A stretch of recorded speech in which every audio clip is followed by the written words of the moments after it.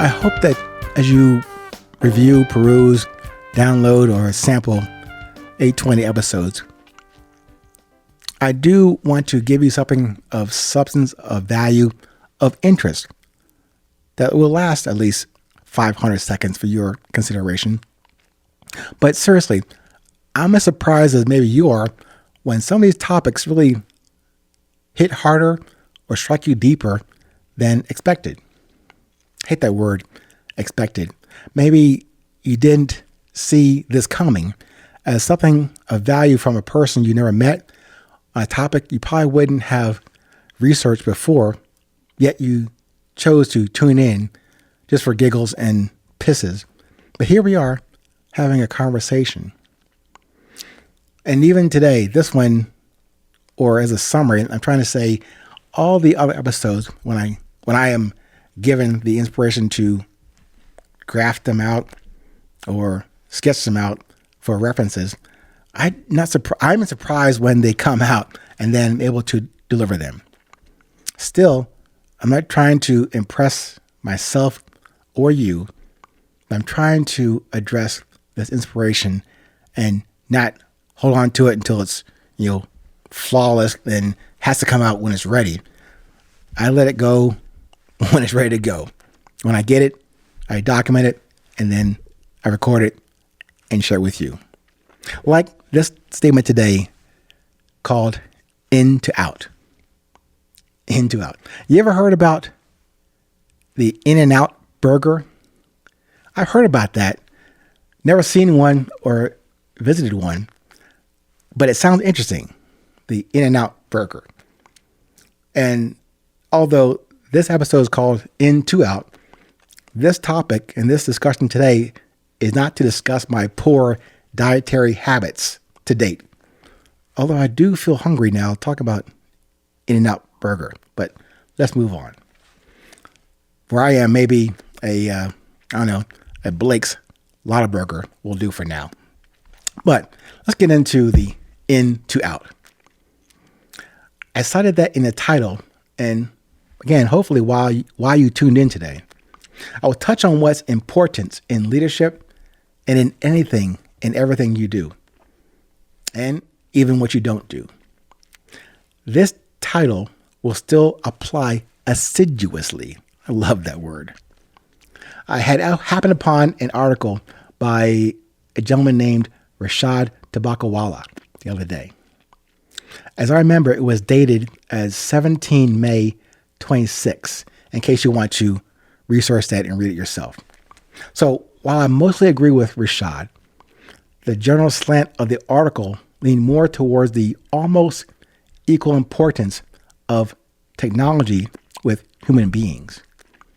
Not to dispute the emergence of technology and specifically AI in our current daily activities and reliances. As vast and as advanced and as efficient as technology can be, whether legacy technology or AI, that exists.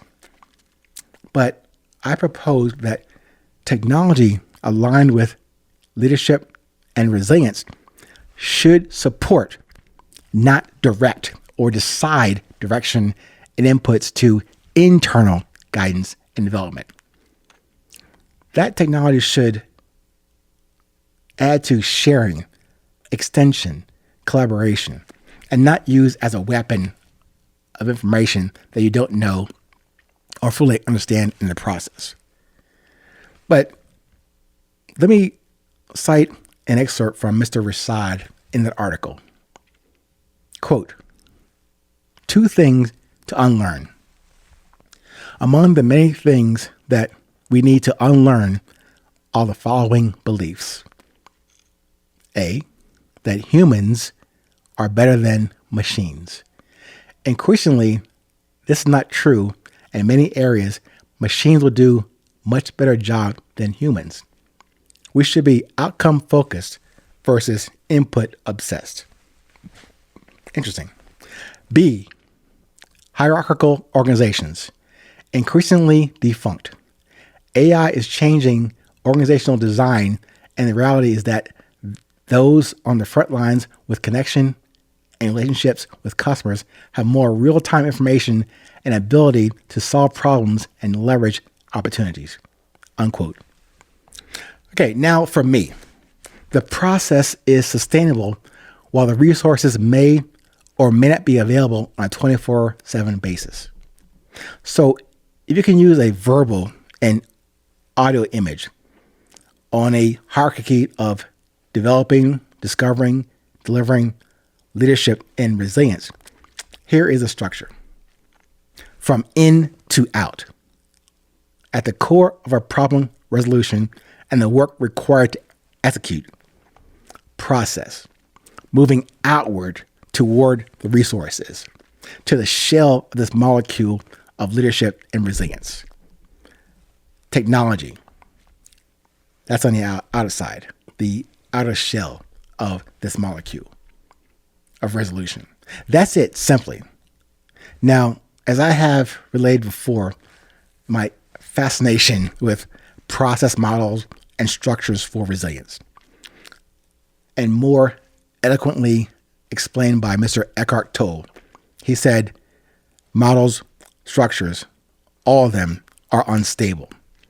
And as Mr. Box once said about models, all models are wrong, but some may be useful. So lose this idea or observation as best as you can today. This is really to remind myself and then to share with you. So instead of focusing on an outcome or a result, or God forbid, specify the outcome or any outcome, apply your resilience infrastructure to lead yourself in all that you do, in all that you don't do, from your core to the shell. Process, resources, technique, or technology. That's the in to out direction. In to out. Not outcome first or prioritize over your internal infrastructure and foundation. Start at your core. Define it for yourself. I've given you or share with you my feeble, humble, yet confident examples that work for me. They may or may not work for you. I only offer this to you for your consideration, maybe as a low-level, really low example for you to hop over and use as something to not do because you have a better idea about you, which is where this should start. So the infrastructure I mentioned to you, from your desire or hunger, what's your discipline? What is your drive? Can you recognize, identify your beauty? Again, can you present that in your presence? From in to out. Not one direction. It is cyclical. It's a spiral. It's return to the beginning, or maybe at the end of this moment. Because again, this moment will end. This day will end. Perhaps we get another one. Perhaps we don't. At any point, by any means, use this moment. Focus on this moment. Put your best and with your least vanity into this moment. Stay present. Stay current. Wherever you are in this world, remember to tell yourself and tell one other person, it is always 8:20.